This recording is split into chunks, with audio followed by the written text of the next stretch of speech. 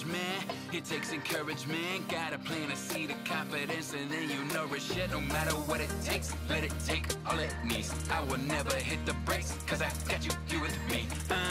I'm just living. When it comes to limitations, I don't listen. All mash like Griffin. Yeah. Take my hands, it'll be okay. Close your eyes and let them fade away. We can get away from this place. You and me, we got that runaway faith. Take my hands, it'll be okay. Close your eyes and let them fade away. We can get away from this place. You and me, we got that runaway faith.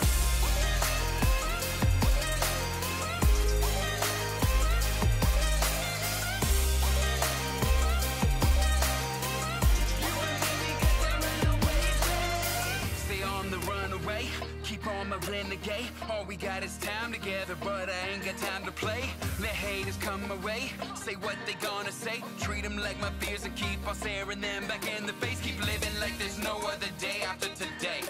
Then day after tomorrow, 2 steps closer to being great. Cause that's my fate. If not, that's fine.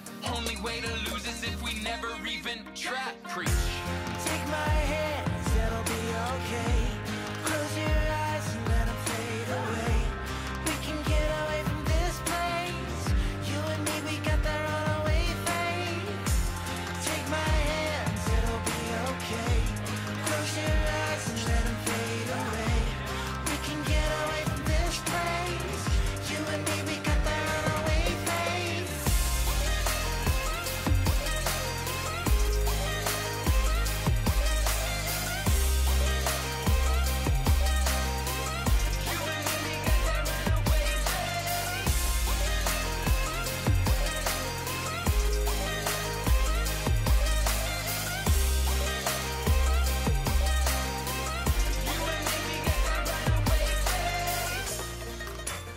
I can see it in your eyes.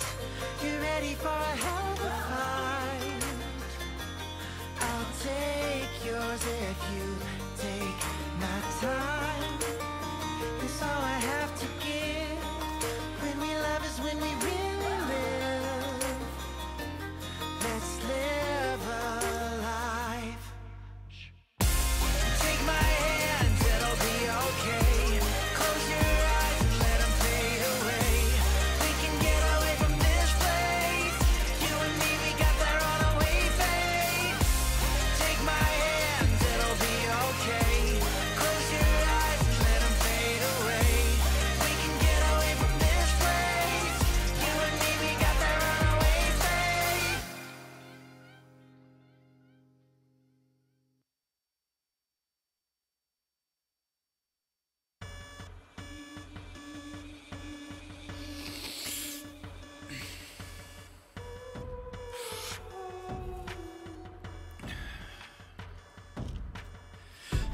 .30, God, I hate that sound. Ain't got time to snooze, I put my feet on the ground. And I head to the shower, then I avoid the mirror. There's a man who lives inside there who just points out all my fears. Like, is this who you wanna be? I wanna be. There's gotta be a better me than the one in front of me. I got big ideas, I got big dreams. I got a big head, thick skin, and passion bursting at the seams. Been working 9 to 5 just to make ends meet. Then I'm rapping 6 to 2 just so that I can breathe. I do what I gotta do to get back up in this bullshit. I should try to sleep before I rinse and repeat. I've got some big ideas. I've got some sweet dreams in my heart. I've got so much love. I don't know where to start. I don't know to start.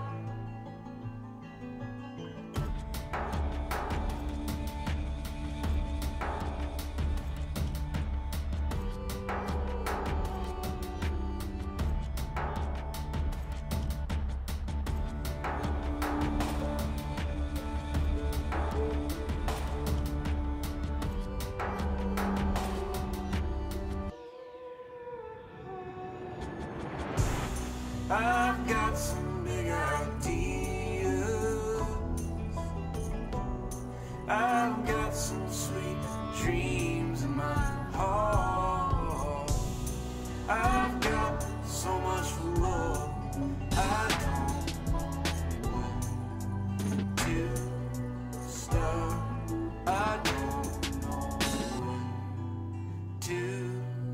start.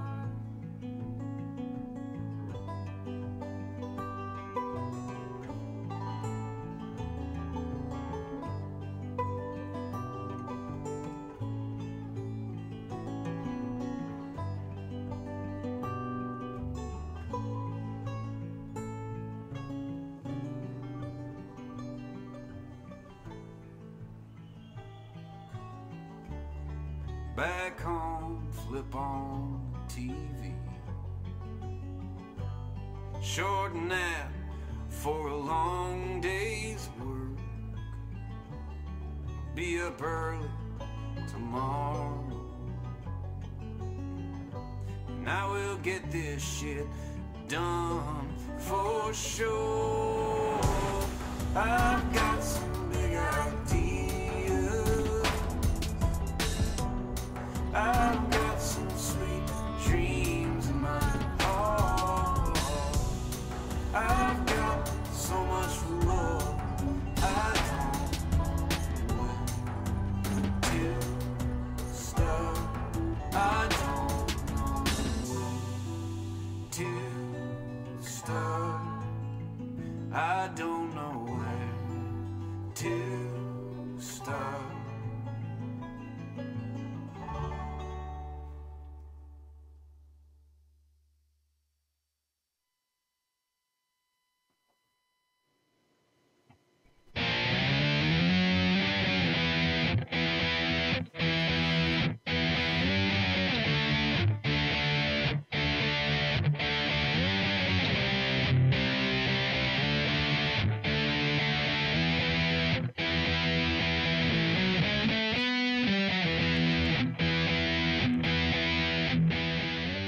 Good morning, good afternoon, or good evening for Spike, where the wild things are, Cohen. I am Matt Wright, and together we are traversing the muddied waters of freedom.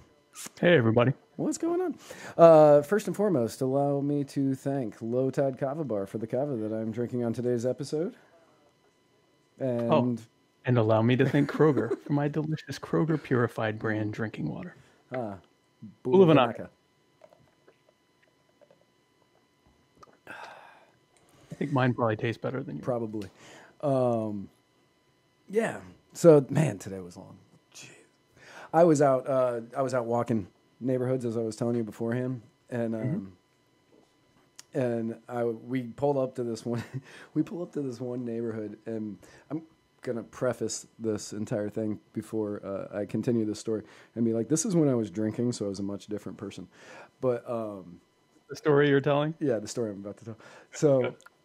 So I pull up today to this neighborhood, and like me and the guy that's in the car with me, there are these two girls, women, outside this house, and I looked up and what's that? Two ladies. Right. And I was like, he was like, oh, there's two girls out there. And I was like, yeah. And I looked up and I was like, you can go to that house. And he's like, oh, why? And I was like, well, you can just go to that house. I'll go to the other one. And like, I'm looking on the thing and I'm looking up the name and I'm like, oh yeah, that's definitely who I thought it was. It was a girl that one night when I was like hammered, I met her at a bar and not far from here, just a few blocks down the road.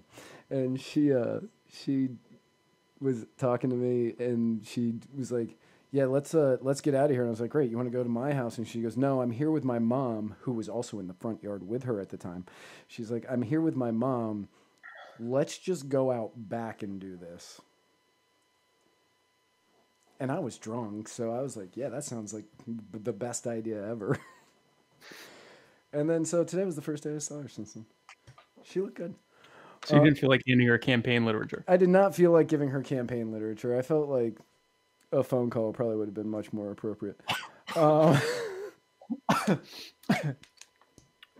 Fair enough. Yeah. So, but she looked good. That's the campaign story you want to share today. Yeah, that's the campaign story I want to share today. Okay. What you see going door to door here in your hometown. I think I realized why people go to different areas. Someone should make a horror movie screenplay about what could possibly happen. often. Gee, that would be a great idea. A thriller, if you will. A thriller, a psychological horror thriller, if you will. With assault, with various forms of assault in it. Various forms of assault and anger. Right on that. Third wave feminism. So yeah, that was my day. He was like, "Why don't you want to go over there? She's cute." And I was like, "Oh yeah, I know. You want her number? I'll give it to you." You can use it. Yeah, I never did. I won't ever use it. But yeah. So speaking of assault, Jeffrey Rush. Speaking of questionable sexual choices. Right. Academy Award-winning Jeffrey Rush, who won Best Actor back in 1997 for the movie Shine, which personally I think is a travesty because even though I'm not the biggest Tom Cruise fan, he deserved it for Jerry Maguire that year. For 1970, yeah, that was good. That was my favorite. Are we saying 1979? 1997. 1997. Yeah. That would be the year of Jerry Maguire. Okay, good. Never mind. Go ahead. 96. Jerry Maguire came out. I can't believe I know this. Jerry Maguire came out on December 13th, 1996. And Good movie. yeah, great movie. Love that movie. Not seen Fine, so I can't judge. Yeah. Show me the money. Love that movie. But That was before everyone knew he was a Scientologist. right, yeah, that was when he was still kind of normal. Yeah. He was still with Nicole Kidman, and it seemed age appropriate and stuff. He wasn't jumping up and down on couches in Oprah's house. Wasn't grabbing Oprah by the arms and shaking her physically. Right. But yeah, Jeffrey Rush has been accused of sexual assault, which appears to be stemming from a text message emoji that he sent of the winky tongue out smiling face. I was there. And I said, I can't believe that Jeffrey Rush just sent the winking smiley emoji, the semicolon uppercase P emoji to unknown fake actress unknown there right next to unknown actress number 7 on the cast list, whose name is like yesterday this happened, whose name is obviously whose name clearly is Erin Jean Norville. Yep, Erin Jean Norville. One of my best friends. Yeah. Shocked. I was as shocked as anyone else was when they heard this. Right. Yeah. So she accused him of sending this emoji, which made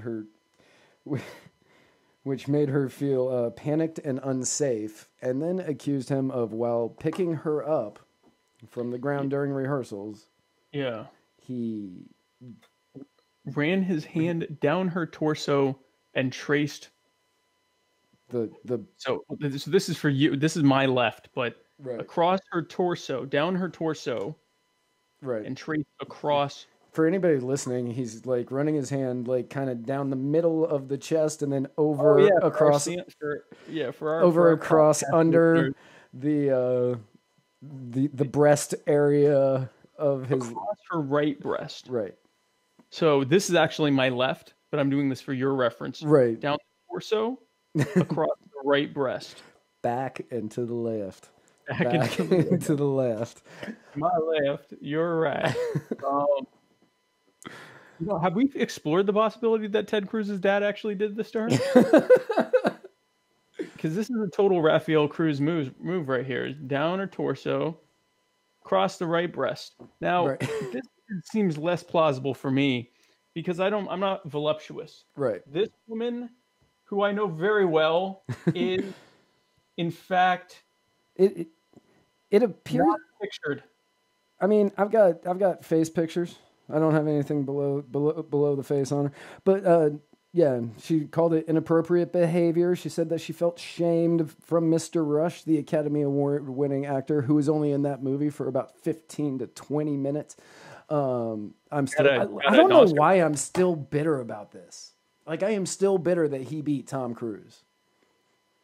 And he was only in it 15, 20 minutes? Yeah, so it was about Shine, the piano playing guy Shine. I don't remember that guy's real name. It's Jeffrey Rush to me.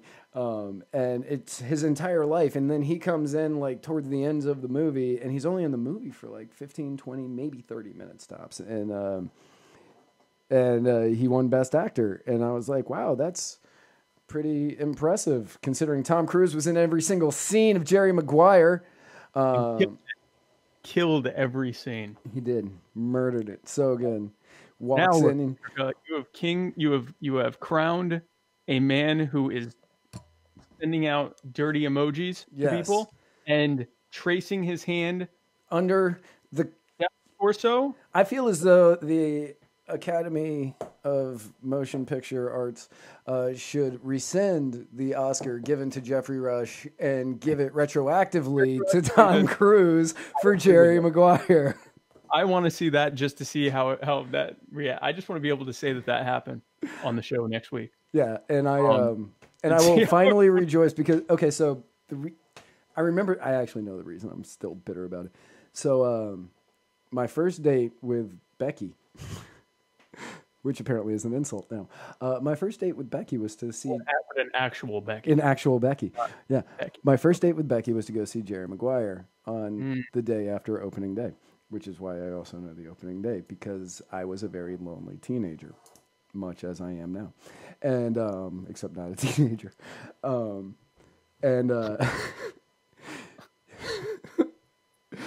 And so I remember going on our first date, and we went out for a while, and then we broke up, and I was all brokenhearted and sad, as you are with your first loves kind of stuff. And I remember watching the Academy Awards, and Jerry Maguire was nominated for Best Picture, Best Actor, Best Director, Best Supporting Actor, Best Screenplay. And I said, if it wins 3 of these awards, we're going to get back together. Don't know why I picked 3, but I did. And it won 1 for Cuba Gooding Jr., who apparently decided to stop acting after that. Stop acting well. Right. So it wasn't like it was close, though. It wasn't like it was just 2, and then Jeffrey Rush screwed you up. I mean, it wasn't. You said 3, but it was 1, so it wasn't like you were 1 off. Right? Yeah. No, I was 2 off, but I've always taken that one personally. Especially and The English Patient won Best Picture that year, and anybody who's seen The English Patient, that movie was so boring. Like, how did you sit through the entire thing if you've seen it? Like, I did not like The English Patient. Yeah, I don't like that movie. I didn't like it before it won Best Picture. It's boring. It's stupid. Yeah. No, Jerry Maguire, Tom Cruise has, even in the movies where he's insane, we don't like Tom. What I shouldn't say that. America's come to not like Tom Cruise because he's nuts and combative and hasn't run for president yet. But he, if you know what I mean. But he's a really good actor. And he's even in the garbage movies he plays in, he's good. Like, he did this movie where he was a fighter pilot in like the future, but it turned out that he actually was just one of many clones. Oh, Day After Tomorrow? Probably. And that there was this hive that was in the, I don't remember all the details. I was only half watching it with my wife, but he was good in that, and that was a garbage movie. It's great effects. That had Jeremy Piven in it, right? Did it? It had Morgan Freeman. I think. Anyway, I don't know. Anyway,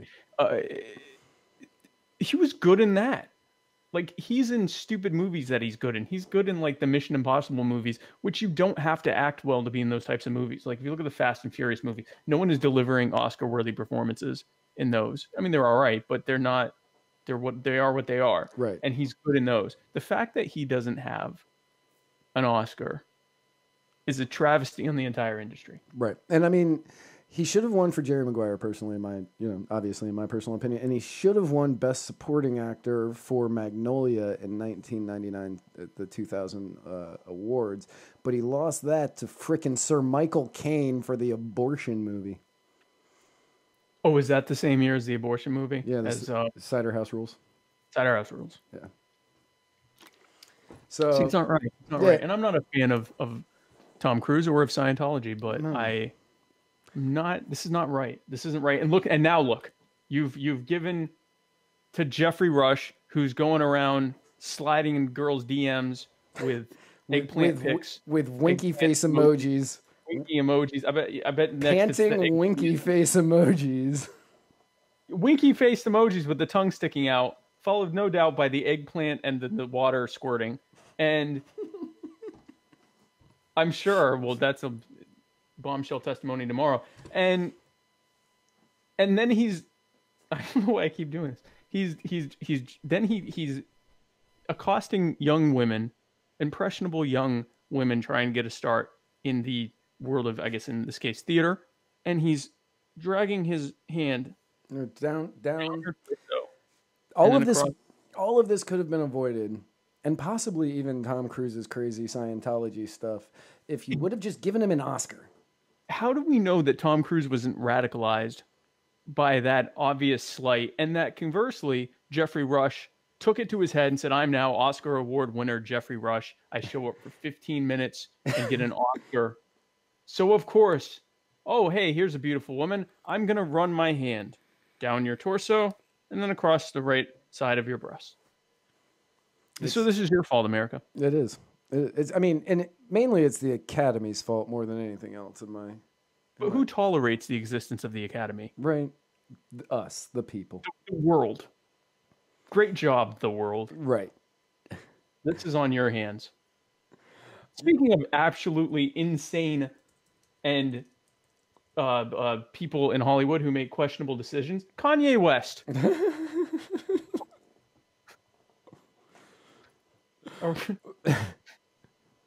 Good old Kanye.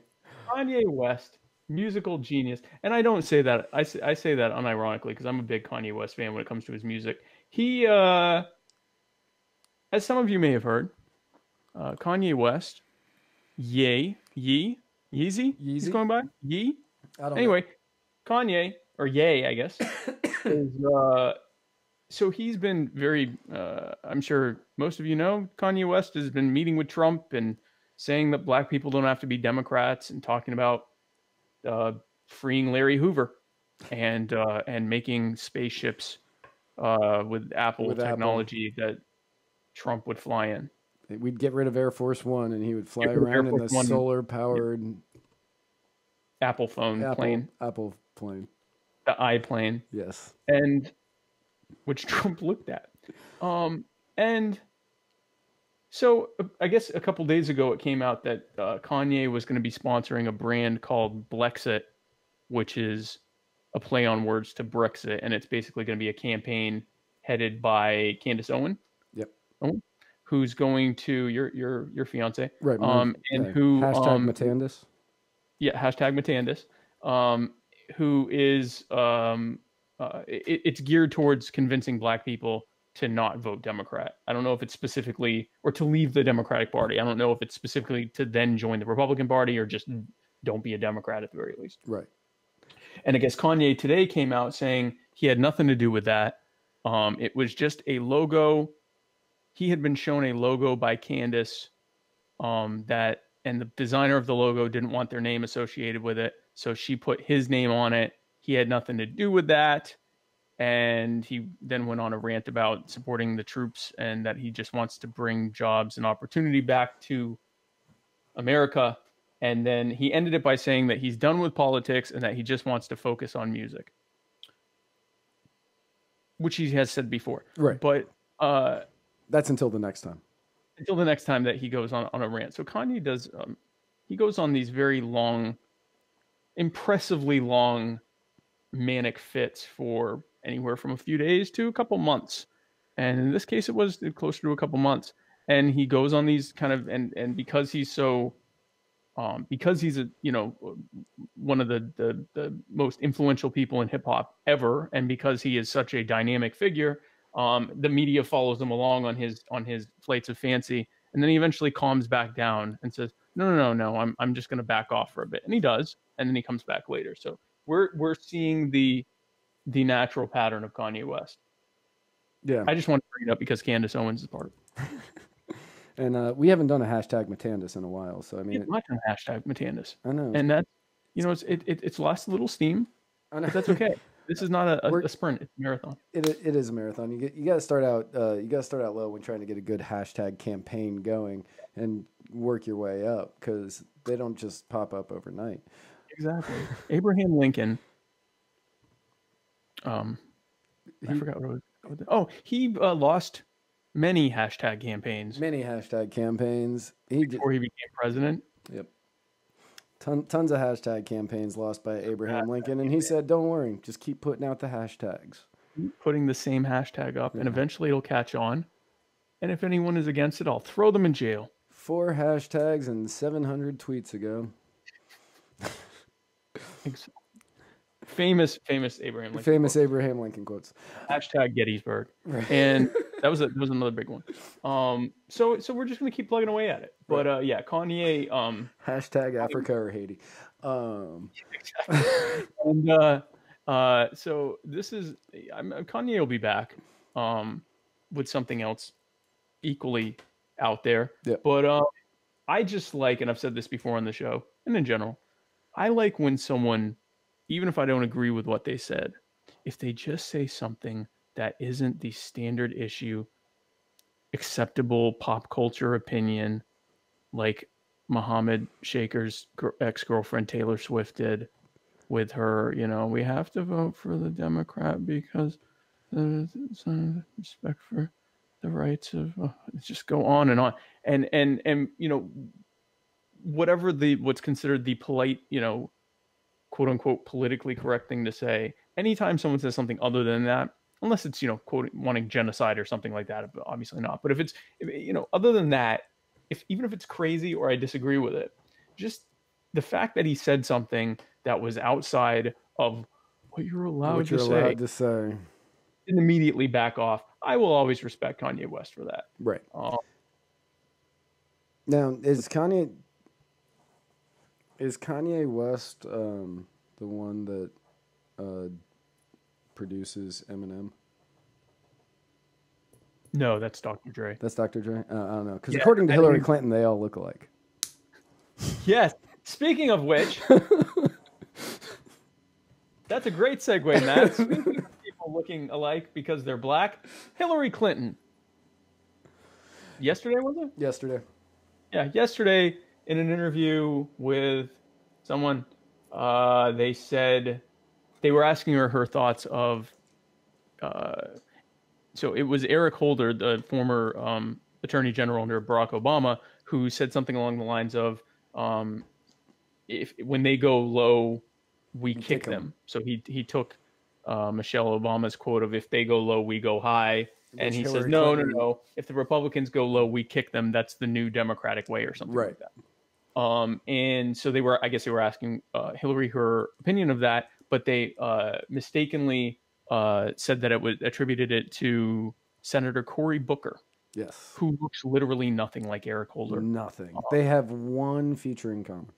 They both are medium-toned African-American gentlemen. Yep. And that is to whatever extent that two people that share that look alike, that's how they look. Nothing. Matt and I are both white men in our well, Matt didn't talk about it, but we're in a various age group together. And yet we don't look alike. Don't out my age to people, man. We're both incredibly attractive white men. We are both incredibly attractive white men. Like almost off-puttingly attractive. Right. Uncomfortably attractive white men. And but we don't look alike. Intimidatingly attractive. Yes, exactly. A lot of people don't watch the show just because they come on and they're like, "Whoa, a little bit too much," and they back it. It makes them feel uncomfortable and makes them question things. And I get it. Sometimes we're not all there. Cory Booker. So she says that it was Cory Booker that says it, and Hillary says no, Eric Holder, and the lady was like, oh, I'm sorry, and Hillary says something like, well, that's okay, they all look alike. Hillary Clinton, everyone. And while the interviewer, I believe, immediately said, no, they don't. Yes, yeah, Hillary, whatever her name was like, no, they don't. Like, and the interviewer immediately is like, no, that's not right. No, they don't, because she knew where this was going to go. Yeah, which it has. And Hillary made a joke, something like, Mark Zuckerberg told me to do that. I guess that woman had a weird interview with Mark Zuckerberg the day before or the week before, or whatever. Right. Anyway, so it was, I mean, obviously it was Hillary's attempt at a joke. And she's joked uncomfortably before. She had made a joke about Native Indians versus East Indian, like Asian Indians. And I think there was a reference to like 7-Elevens or something like that. Like, I mean, she's trying to make a joke. Right. And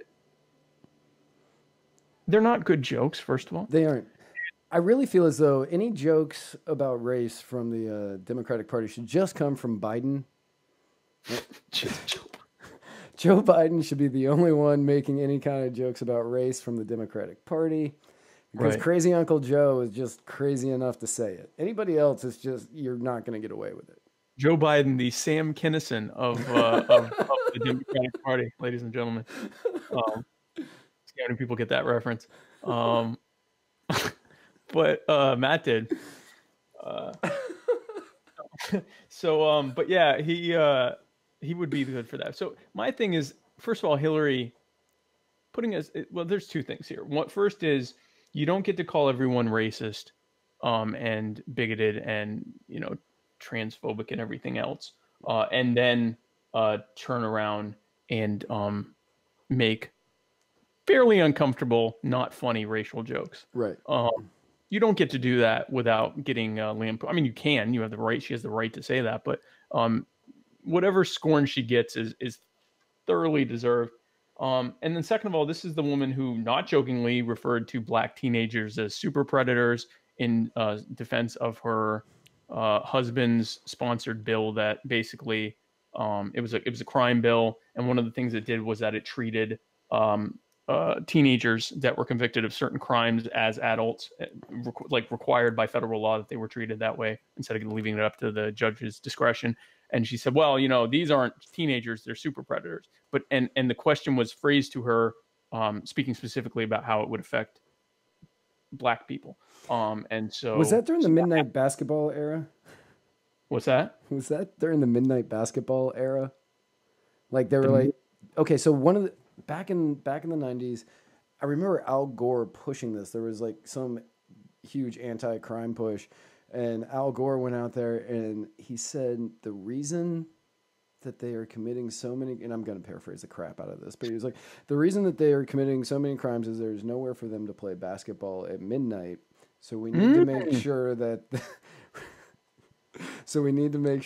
the courts, like the park courts, are open at midnight so they can play basketball. Because if you don't give black people an opportunity to play basketball at any time of the day, they'll go out and commit violent crime instead. Right. Is the implication there. Right. Because they're super predators who love basketball more than predatoring. And there's nothing but they did exactly. Their love for predator of preying upon everyone around them is surpassed only by their love for basketball at all time. Right. That's a comfortable thing to say. I'm really hoping that someone didn't just tune in 10 seconds ago. And give us an opportunity to put that in context. Right. Yeah. Hit rewind if you can. Hit rewind if this allows you to rewind, or just believe us when we say that we don't mean that. Right.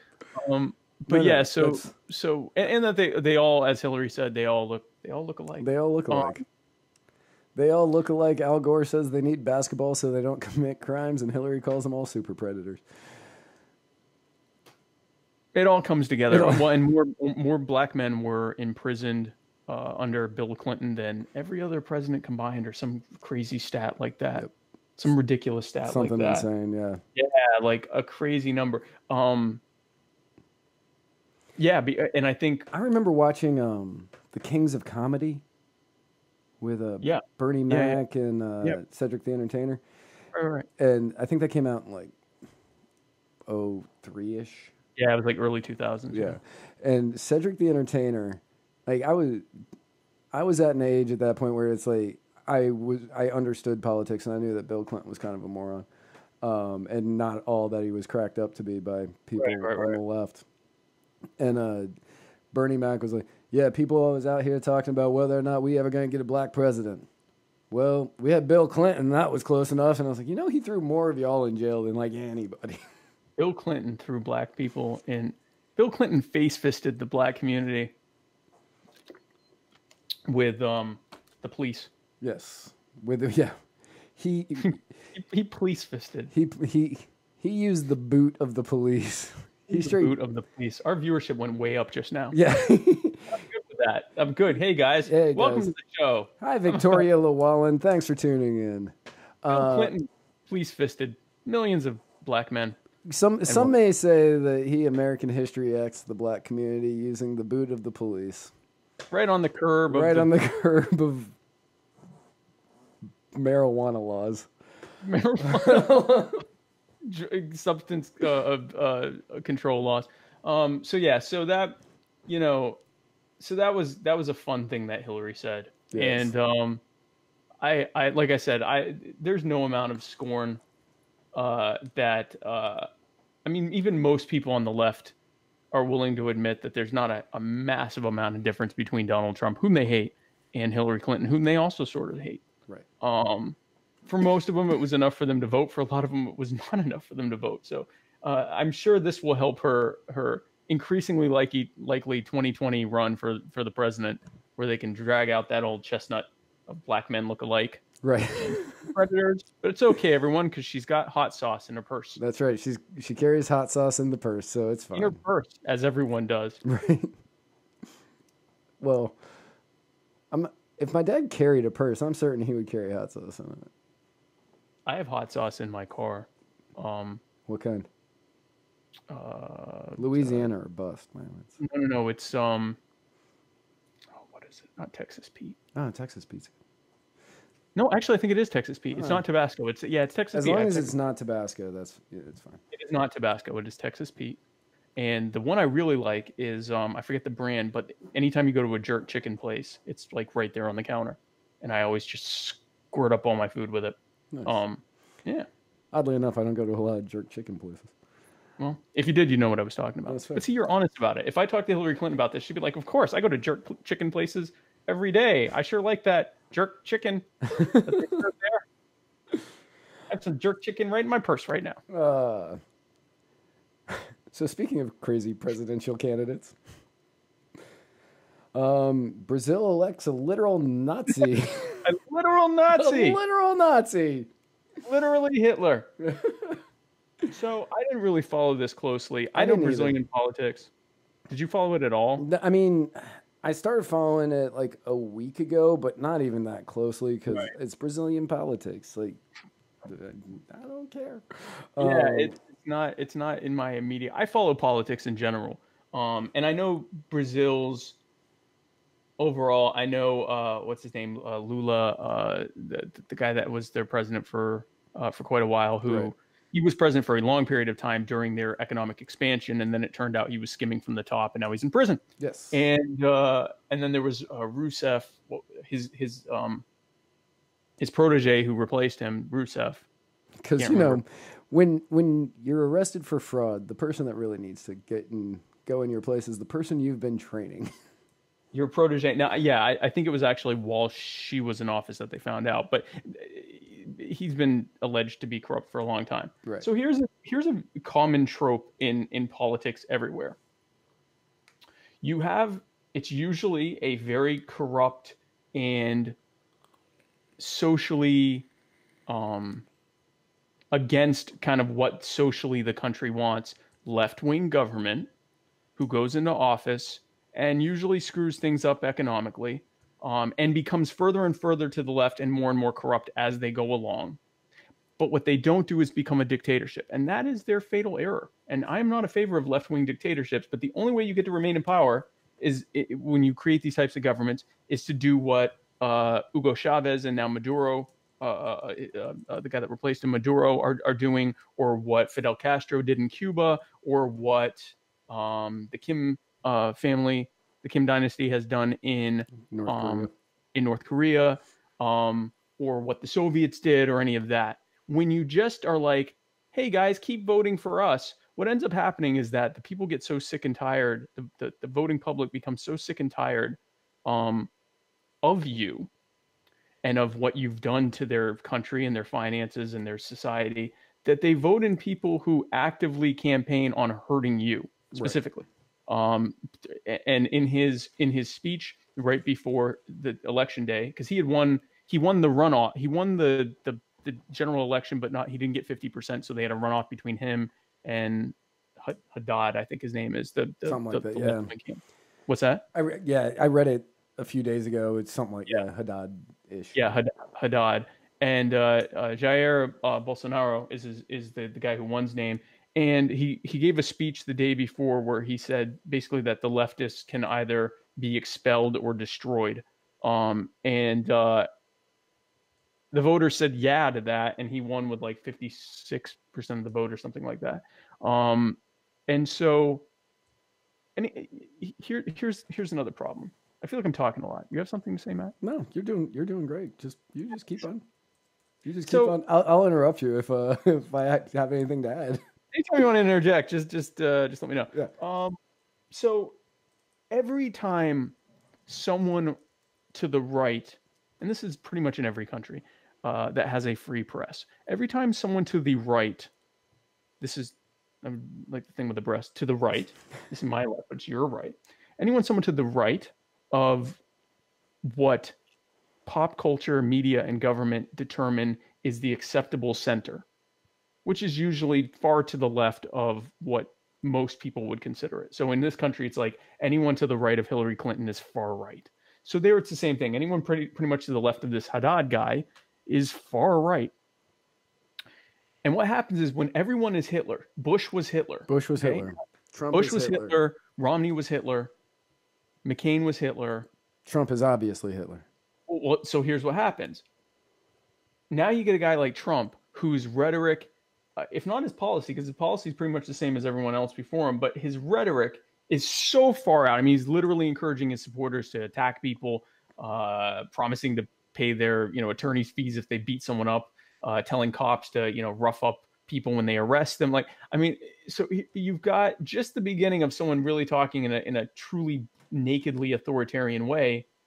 Now you call him a far right literal Nazi. You've already desensitized people to that. It's right. Like, it's been desensitized. If you keep calling someone Nazi, now what happens? Two things happen. One, someone can come in and be, and I'm not calling Trump a Nazi, but you can progressively get in people who are closer and closer to being a literal Nazi, and your rhetoric you're calling them that doesn't mean anything anymore because people go, oh, so he's like Bush because you called him a Nazi too. Right. The other thing that happens is that, and the right does this with communism.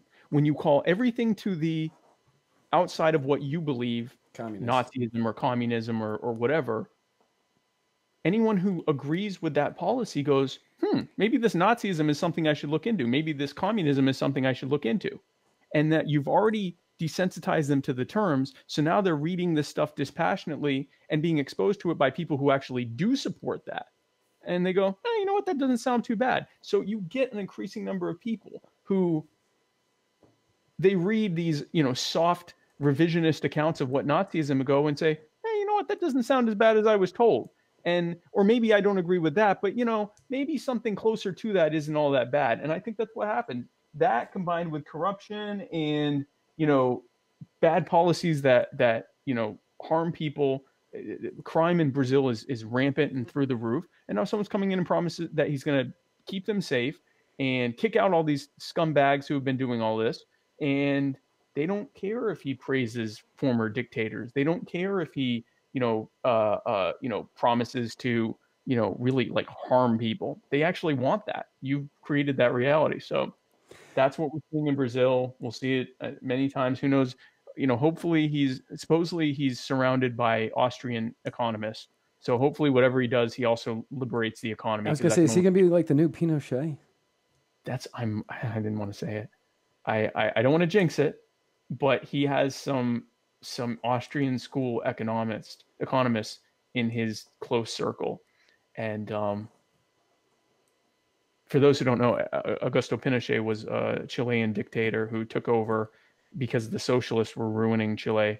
And so he basically took over, killed many, many, many socialists, and not just socialists, but people who opposed his dictatorship. Who threw him out of helicopters.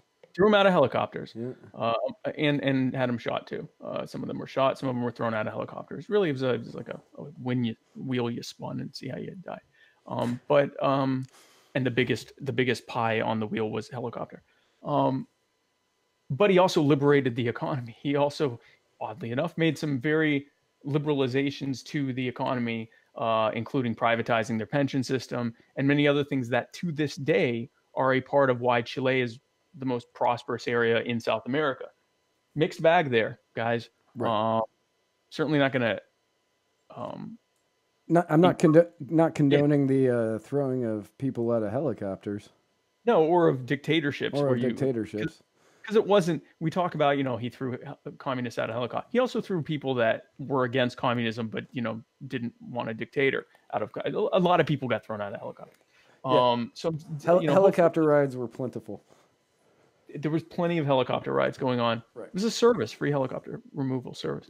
So I certainly don't want it to go that way. Hopefully the rhetoric was more campaign rhetoric, and he's not really going to push that hard authoritarian wise. And hopefully we'll just see a lot of liberalization of their economy in the form of actual like solid libertarian Austrian economics. But we'll see. Right. We won't know. We don't know. With going back a little bit to the whole, every time that you call somebody a Nazi, you desensitize that term just a little bit to everybody else out there. Because, calling Trump a Nazi or calling Bush a Nazi or Romney a Nazi, like, those people aren't Nazis. They aren't. They just aren't. But when you're like, oh yeah, that guy's a Nazi, or you're literally Hitler, or whatever, and it does. The same thing goes with calling somebody racist, and like just because. But perfect example. Yes, exactly. Right. Just because somebody said, like, so many things just automatically go to, oh well, that seems racist. Right. Like Halloween costumes, since that's tomorrow.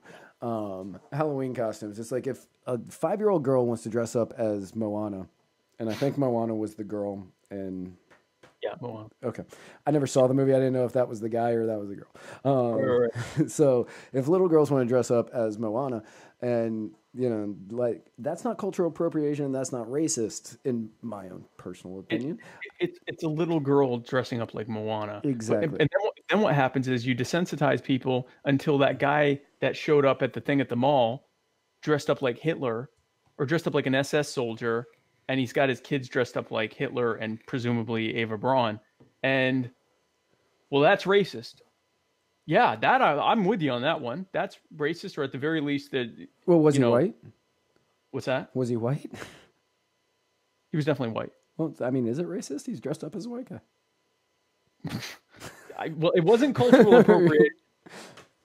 He was definitely using his own culture there. I don't know if he was, but so I will give you that, Matt. It was definitely not cultural appropriation. He was definitely embracing white culture.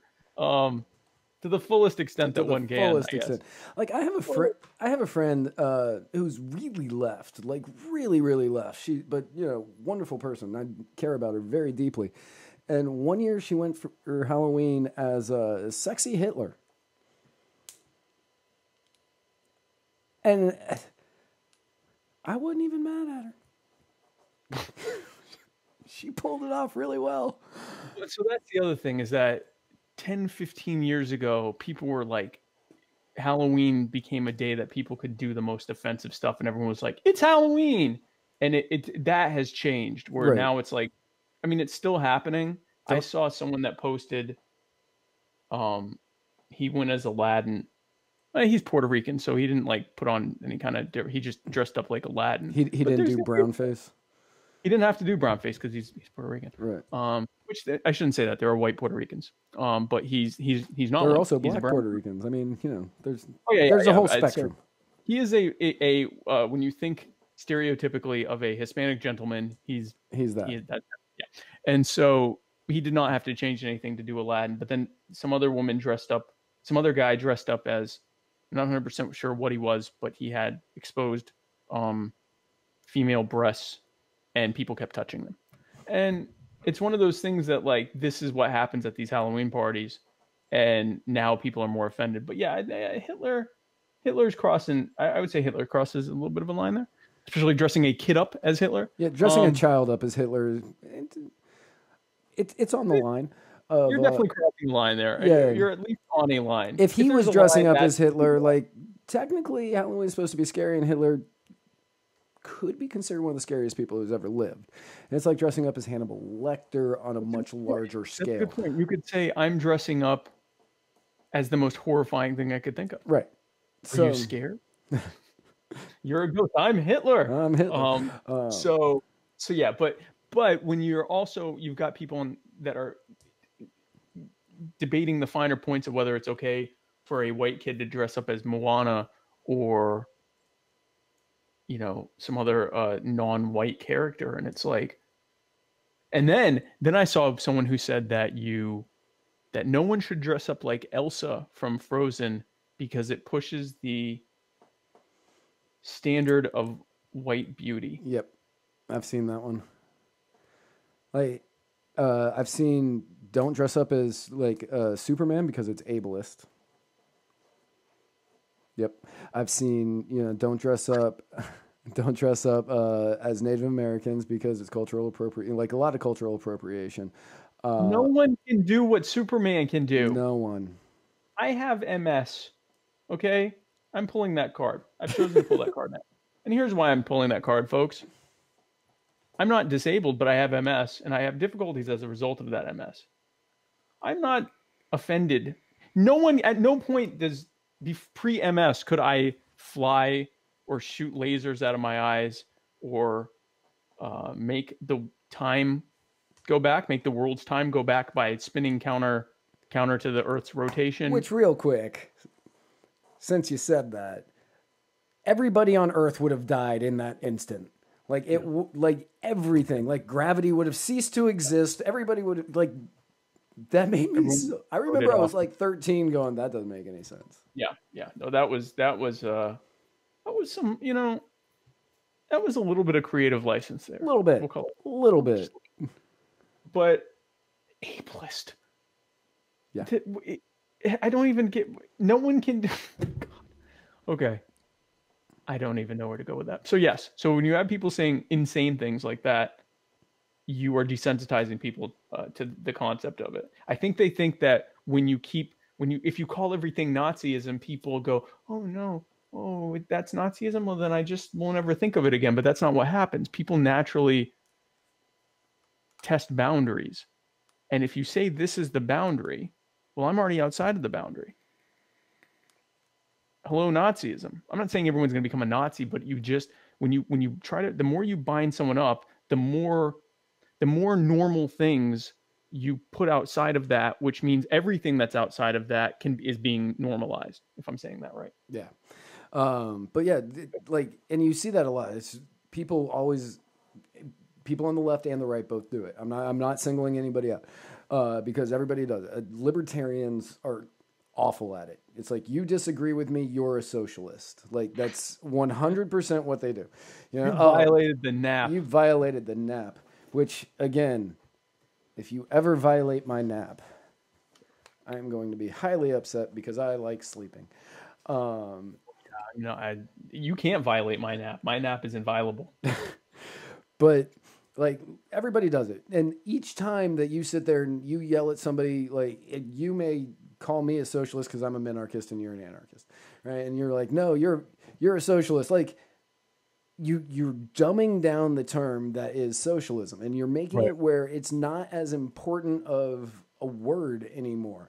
And same thing with racist, same thing with Nazi, same thing with like any term that you are using as an insult. If the person isn't genuinely a racist, a socialist, a Nazi, or whatever, you're dumbing it down and making that word less important than it was before. Right.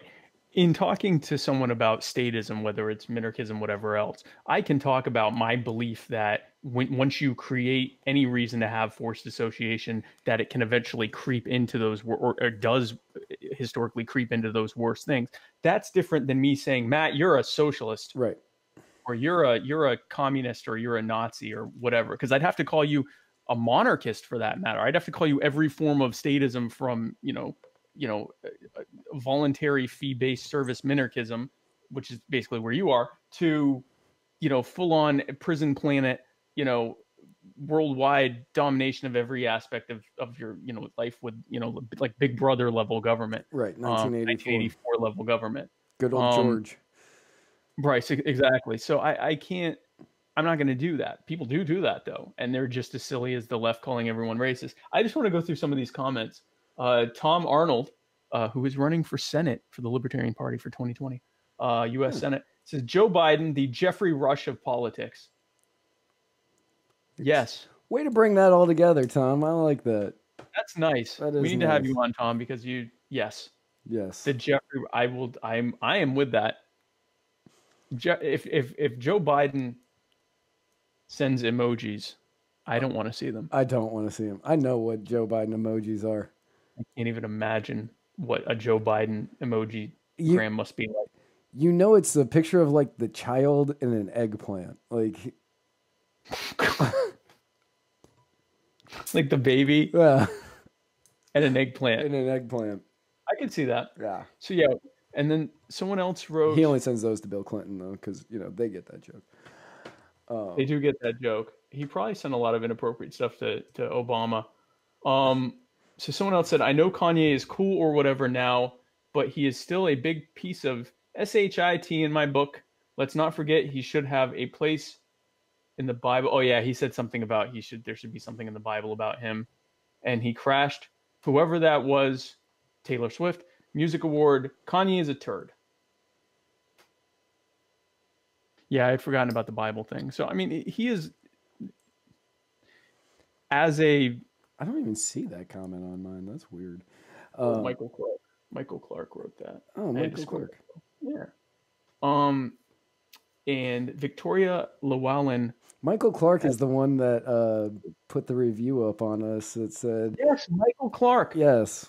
Welcome, Michael. Michael, welcome. Thank you for watching, Michael Clark. Yeah, we love Michael.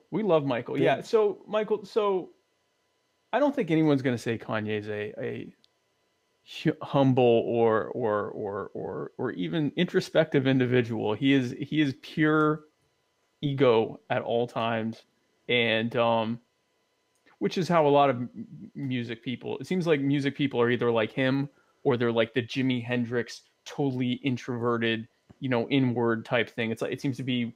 I'm sure I'm forgetting ones who are more balanced, but he definitely is out there on that and with the Taylor Swift thing. You've got the Kanye West or you got the Elliott Smiths.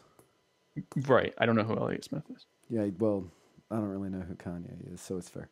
Well, there you go. Fair enough. You've either got someone I know or someone Matt knows. Right. Nothing in between. There are no musical artists that both of us know. No, there aren't. That's actually pretty accurate. That's probably very true, unfortunately. But my only thing is this. So you examine that whole where Kanye interrupted Taylor, and Kanye's out talking about, freeing wrongfully imprisoned people, and Taylor's telling you to vote Democrat. Yep. So I'm going back in time. I'm like, yeah, Kanye, Beyonce should have won this award. I don't think he went about it the right way. And Taylor Lautner, let's just take a minute to remember him for standing next to his girlfriend while Kanye West took the mic from her, and he just stood there. Yeah, where's your werewolf powers now, Taylor? You lost a lot. There were a lot fewer team. Not Edward. Edward was the vampire. What's his name? Jacob. Jacob. You lost some Team Jacob. I am there. so embarrassed that I knew that. I've never even seen those movies or read those books, and I knew that. Oh, I've watched them all. My wife has shown them all to me. So I'm embarrassed that I didn't know. They're actually not bad. I mean, it is what it is. It's a angsty teen rom-com with vampires. With vampires. Action. It is what it is. But yeah. So you lost some Team Jacob people, not the least of which was me. Right. Taylor. You could have been there for. You got all swole up for the movie. Jacob LaBelle, Jacob LaBelle, still here. He's one of the real ones. Thank you, Jacob LaBelle. Thank you, Jacob. Jacob, you are the reason why everyone can hear us. Yes, so. You are. Thank you for that. That was helpful. That was Victoria Llewellyn. She waved. Yeah, hi, Victoria. Hi. Yeah. So. Speaking of crazy people. Let me look at my notes. So we have Donald Trump today. Oh, yeah. Yeah, Donald Trump today wants to make it so the former co-host of the Muddied Waters of Freedom, and actually the current hosts of the Muddied Waters of Freedom. Yeah, everyone. Pretty much anybody watching, really, are no longer considered American citizens. Yeah, Right, so he wants to get rid of birthright citizenship. Right. The reasoning being that, he didn't say it, but he was thinking, I'm tired of the anchor babies.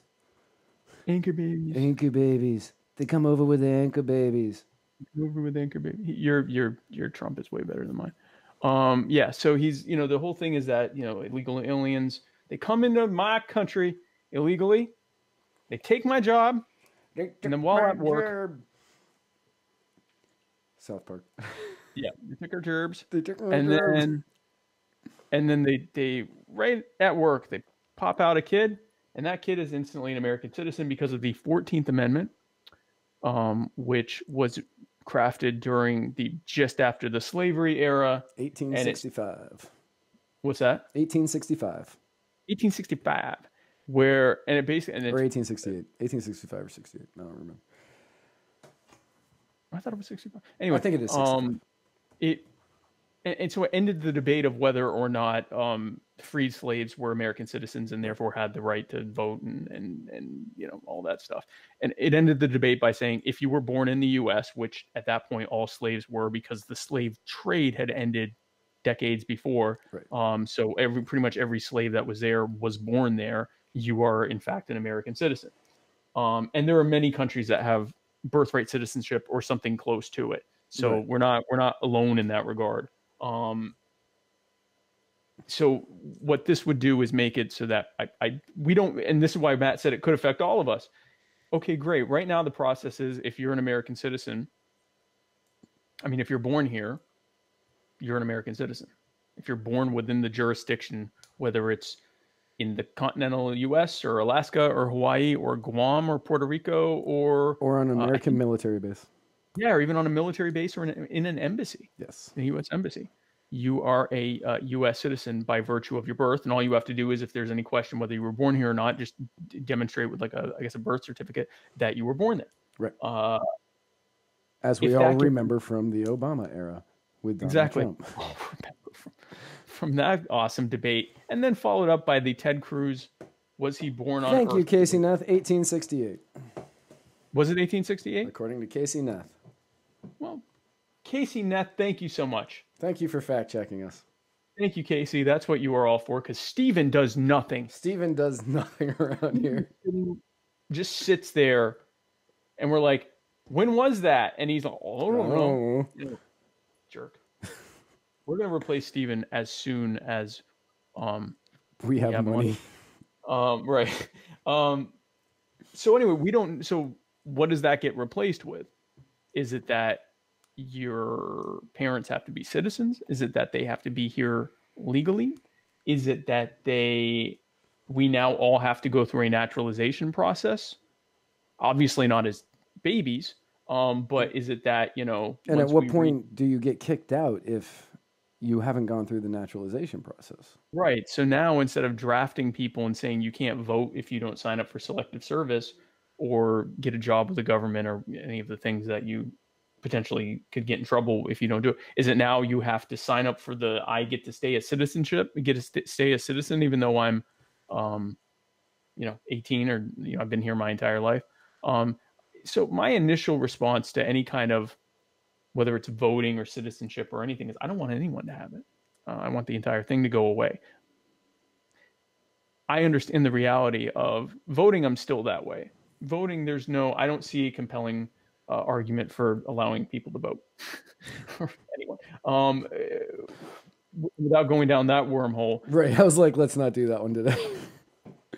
That's next week. Yeah, next week. When Trump decides that certain people shouldn't vote. Right. When it comes to citizenship, what happens is when you deny people citizenship, you now are telling them essentially that they have to leave their property. So one of my rare times of saying that someone should be given an acknowledgement by government, if you're going to have it, then I think that if you have lived here your entire life, that there's no compelling reason to kick that person out.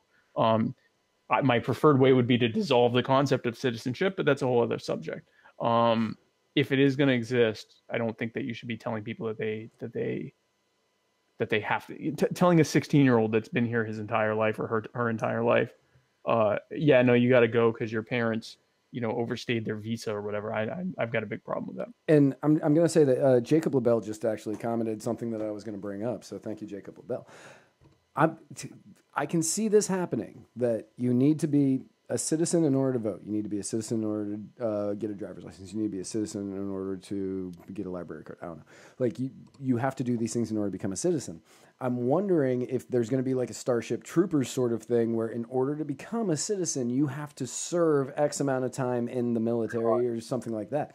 Like I could see Trump going, okay, well, we're going to get rid of birthright citizenship. And now it's going to be like anybody that's here now who's already a citizen, you're going to be grandfathered in. But right. Anybody else, by the time you are 21, I'll say, just shooting it out because I'm pulling all this out of my rectum at the moment. Right. We have no idea what they're going to say. Right.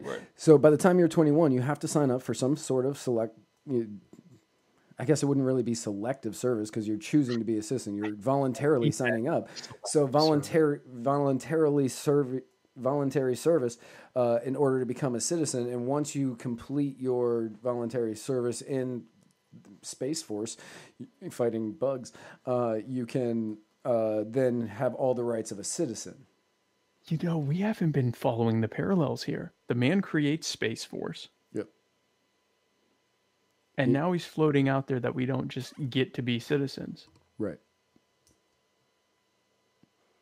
If we discover that there are bugs on other planets, oh man, we're going to be living Starship Troopers. We're going to be living Starship Troopers in our time, or maybe some kind of hybrid between Starship Troopers and Avatar. Avatar.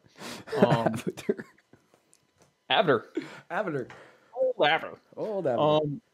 So, God. Yeah, so that was my first thought. I was like, how if it's not going to be on birthright citizenship, are they going to give us a test in high school and you have to pass it, or like what? So I'm sooner thinking, and again, we have no clue. We have no clue. Nor do I think any of this is going to happen, because I think if he did do it by executive order, it would get struck down. And I think that if they tried to take it up in Congress, this is a Congress that has a hard time passing budgets that enforce existing laws when it comes to immigration, which I'm fine with. But the idea that they're going to strip future people that are born here of citizenship and create some kind of new system, I don't see it happening, just because I don't think that there's the appetite to do that. If it did, I think it would look something more like, if your parents are citizens, you're a citizen. If your parents are legal immigrants, you're a citizen. If your parents are illegal immigrants, you're also an illegal immigrant, and you can be deported at any time. The reality, again, the reality of the world we live in, of a kid that was born here 15, 16 years ago and is in high school and whatever else, and they discovered that his parents, faked something on there. Because when we think illegal immigrants, we always think of the person that crossed the border. Most illegal immigrants came here legally and then just didn't stay, or they faked something on their visa or whatever to stay here. I'm just picturing a scenario in which people are retroactively eliminated of their citizenship at 19 years old, 24 years old, because they discovered that their parents lied on their visa application and therefore shouldn't be here. People get all excited at the idea of stopping the anchor babies, but I don't see how that actually plays out and people tolerate it, but we'll see. I remember I think I was in 4th grade the first time I heard the term anchor baby, and it came from a teacher. That was I know it's now become an offensive term, but it was, the whole idea was that. I called Muhammad an anchor baby for months.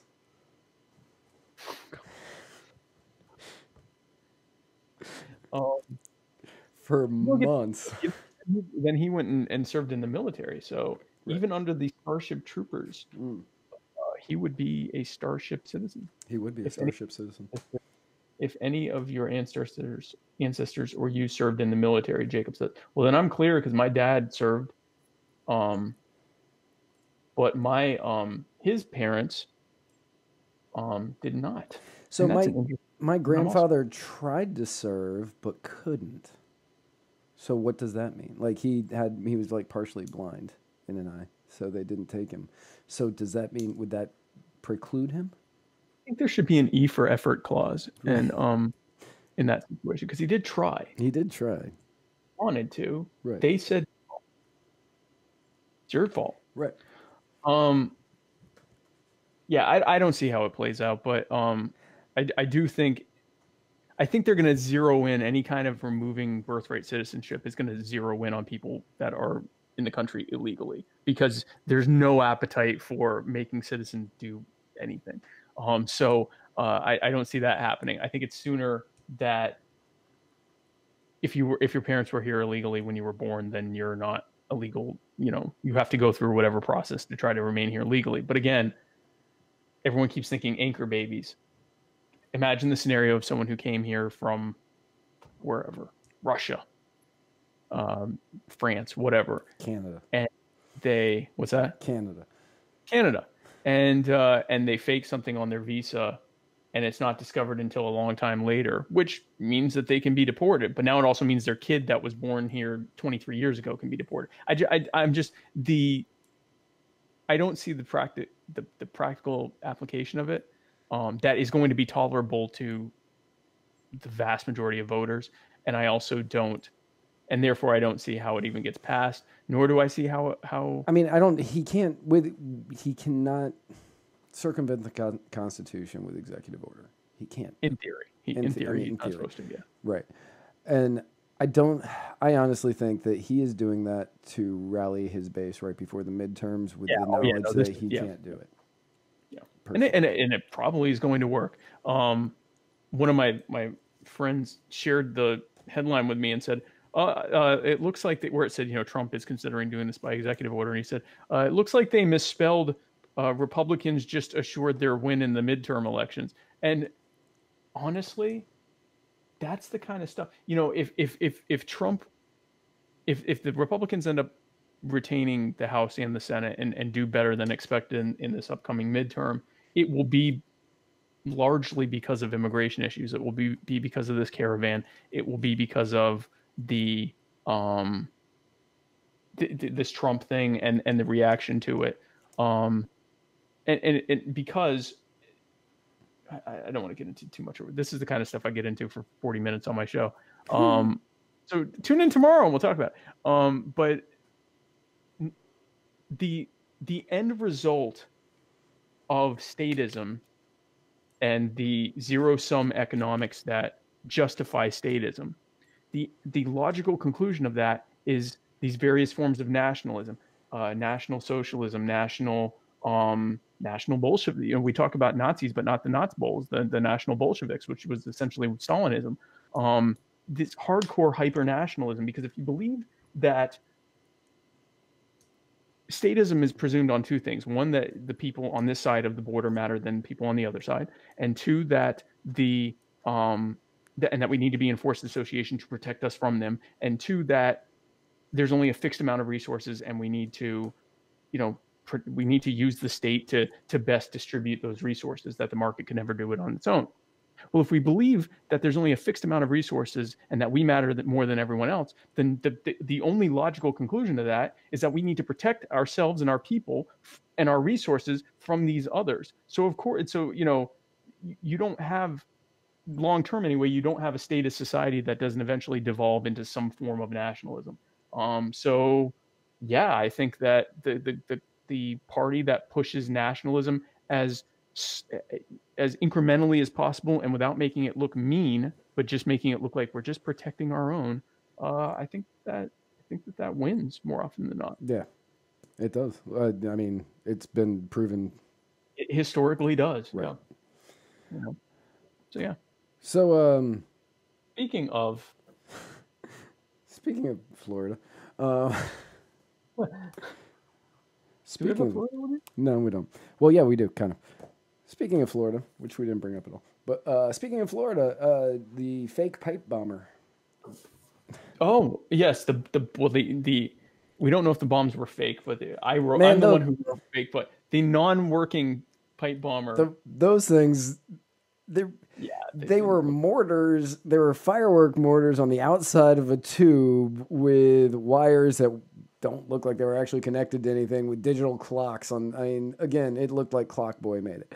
It did look like Clock Boy, and unfortunately, your man, I was really upset when. Man, so sad when it didn't end up being that. Yeah, last week we said that we thought that it was possible that this was all a misunderstanding, and that Ahmed Muhammad, the Clock Boy, was just sending clocks to his favorite politicians. Right, to his favorite politicians and actors. But instead, yes. Instead, it was Cesar Sayoc Jr. Yep. Cesar Sayoc Jr. from here in Florida. Before this, he was in New York. He was out of New York. I didn't know that. No, he was a New York Democrat who came down to Florida, and he switched his party affiliation, I believe, in 2012. Oh, okay. Yeah, he became a Republican. Here's what I know about him. He may or may not be Native American. Seems to be, yeah, it's back and forth on that one. Yeah, it seems to be. He hasn't taken the Liz Warren test there. I still bet he's more Native American than Liz Warren. He definitely is more Native American than Liz Warren. I don't know what his ethnicity is, but it's definitely more Native than that. But he is Filipino, or at least partially Filipino. Yep. And he is a former stripper. Bodybuilder. Former male stripper. Yep. Bodybuilder. What's that? He's a bodybuilder. Yeah, bodybuilder and stripper. Yeah. Those things kind of go together. He's claimed to be a part of the Chippendales tour, but Chippendales came out and said no, he's a part of a phony group that uses our name fraudulently. Yeah, so what I read was not that he claimed to be part of Chippendales, but that he was going around saying he was in, like, the advertising was for a Chippendales-esque group. Yeah, because it came out that this group has been sued by Chippendales before for using their name or something like right. that. Anyway, so he was a stripper. I guess he's somewhat of a minor celebrity. Muhammad probably knows him because he tends to go to all the Florida Trump rallies, and he's got his van and he's got all of his stuff. And so I shouldn't say minor celebrity, but there are people that have seen him before because he's very out there. Because the van that he drives around in is just plastered with Trump stuff. So I like a good conspiracy theory. I love a good conspiracy theory. So on the last show, this was, I guess, the day before they found out. I guess it was Friday. They found out who it was. He was arrested for Saturday. On our last show, we had some interesting ideas. One was the common one that the left is, doing a false flag to make the right look violent, so people vote for the left. And then another fun one, which was the guy who, what's his name? Matt. Narcissist Cookbook. Matt Johnston. Matt Johnston shared a theory with you that it was the Saudis who were doing all this to get heat off of them. He didn't think it was the Saudis. We actually just inferred that from what he said. What he was saying was it was the American government doing it in order to get the heat off the Saudis. But then we took that and spun that into it was the Saudis. Saudis doing it. Yeah. I actually, the American government's not really good at doing stuff that doesn't end up getting leaked a few years later. The Saudis, I could see doing that. But so there are still plenty of people saying this is fake. This is an obvious fake. Because first of all, those bombs were, I think we can all acknowledge at this point that those bombs posed no threat to anyone, whether he did it or not. But whether he actually did it or not, I honestly don't have any doubt that he is the person that did it. I don't either, but I also don't have any doubt that someone could fake it. Like it's truly one of those like.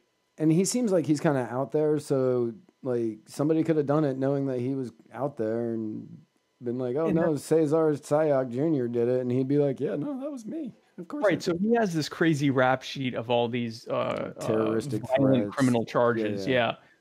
Including like death threats and all sorts of fun stuff. So that could equally mean that he really did it, or it could mean that they found a perfect fall guy, this rabid Trump supporter who also has a history of violent crime. So I don't know what to tell you. And I mean, I want to take just a quick minute here to bash the right a little bit more today. We've been nice. Equally bashing both sides of the. We've been pretty good on both sides. But to members of the right who are tweeting out things like one crazy individual does not speak for an entire group of people. Perhaps, just maybe, we should remember that logic the next time somebody who is Muslim goes and shoots someplace up. And remember that it is not the act of one crazy individual that defines an entire group of people. And a black or Hispanic gentleman does something violent is another example of not everyone as a group. And the left does it too. You know, they're increasingly. I saw a lot of this today where people were saying, or not today, but this week, where people say, we need to talk about white male violence. Because of the shooting in Pittsburgh and apparently because of Cesar Sayoc, noted white male Cesar Sayoc, who, I mean, he's less white than George Zimmerman. But they're about the same. They're roughly not. They're both. You can call them racist, or you could say that they're anti-whatever, but they're certainly not white. Right. That I can tell you. Do you know George Zimmerman went to my high school? Did he really? Yeah. Same year, or no? He graduated. His older brother was in my sister's year, and she's a couple years younger than me, and he graduated 2 years after that. Noted Florida man. No, George Virginia. I still say to this day, if the man's name had been Jorge Zapata, we would have never heard of it. Yeah. I think that was purely people jumped on the idea of a white man having done something, and it was like. That's why, they started calling him a white Hispanic, and I was like, I know that guy's brother. They even lightened some of the photos. Look, whether or not you agree with what went down with the Trayvon Martin thing, how that went, and I think both sides generalized a lot. I think it was a lot more murky than either side wants to acknowledge. Right. All that aside, that man was not white. George Zimmerman is not white. No one recognizes him or acknowledges him as white. He's a Hispanic guy with a white name, white or Anglo-sounding name, right. Or actually technically German-sounding name. He's anyway. Right. So that happened. That happened, and now they're doing the same thing with Cesar Sayoc Jr.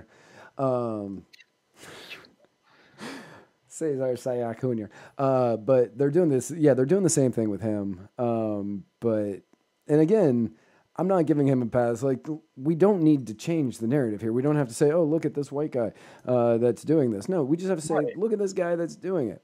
look at this violent guy or guy who wanted to scare people or whatever. Right. You know, assuming that he's who really did it, because he's guilty, he's innocent until proven guilty in a court of law, and B, at this point, I don't believe anything 100%. Like, if it came out that the Saudis set this guy up, or the American government did, or the Democratic National Convention, yeah, nothing surprises me anymore. Or it turns out it was this guy, whatever. But this is not. I've yet to see anyone say that we need to talk about Filipino violence. Like, and nor should we, because this. I have heard people say we need to do something about the violence in the Philippines. In the Philippines, right over there. But once they're here, they're fine. Once they're here, they're good. But yeah, so I mean, if he did this, it reflects on him. It reflects on his choices, not MAGA people, not all MAGA people, not Filipinos or white people. No. And you know, like we actually talked about this a couple of months ago when the Catholic Church had the big thing in Pennsylvania. 400. Yes, your Pulitzer-worthy article that you wrote. Right. Yeah, where, you know, don't lump everybody into a group. Good people are in all groups. Like, stop doing that. But yeah, we talked about it then, and you know, yes, some people who are Muslim will go and do awful things. Some people who are white, obviously, like the what's the guy's name? Shooter, yeah, the synagogue shooter, Robert Bowers. Robert Bowers, like he did something bad. This Filipino guy who is a stripper. Sure. Why not? Because why not?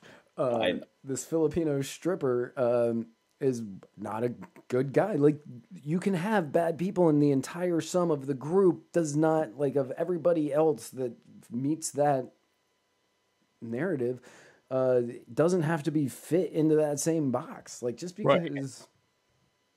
No, absolutely. Right. Just because Joe Biden inappropriately touches little girls doesn't mean that all Democrats inappropriately touch little girls. Because Jeffrey Rush is sending dirty emojis to women and then touching them in their sternum and then their torso and then across the middle and across. That doesn't mean that all British actors, all Academy Award winning British actors are sexual deviant perverts. Yeah, don't lump Sir Anthony Hopkins into this group, because that's not right. Or even Sir Michael Caine, who didn't deserve Best Supporting Actor in 2000. Which one is that? Michael Caine won Best Supporting Actor in 2000 for Cider House Rules, in which he beat out Tom Cruise for Magnolia. Which is wrong. We're not going to call him a rapist. No. Sexual. We're not going to put him into the same boxes. No, we're just going to say that it was wrong that he won an award for that. Right. That's what he's not going to be in that Jeffrey Rush box. Anyone listening to this or watching this, think of your identity, your race, your gender, your religion, your belief system, your whatever. I guarantee you that anyone can very quickly come up with, in one of those cases, at least one person who did something absolutely horrific. Yes. Whatever, either it's by race, by religion, by belief system, by, you know, your politics, the state you live in, your ethnicity, your nationality, your gender, your whatever, sexual orientation. We can find at least one horrific thing that happened relatively recently, and that has nothing to do with you. So don't do that to other people. Right. Stop doing that. All Trump supporters are mad because some guy mailed out fake bombs. No, he's not. No, he's not. No, he is not. He is not. Speaking of, what is the final thing here? We really hit all this stuff. So we actually briefly touched on this. So there was a shooting over the weekend at a synagogue in Pittsburgh.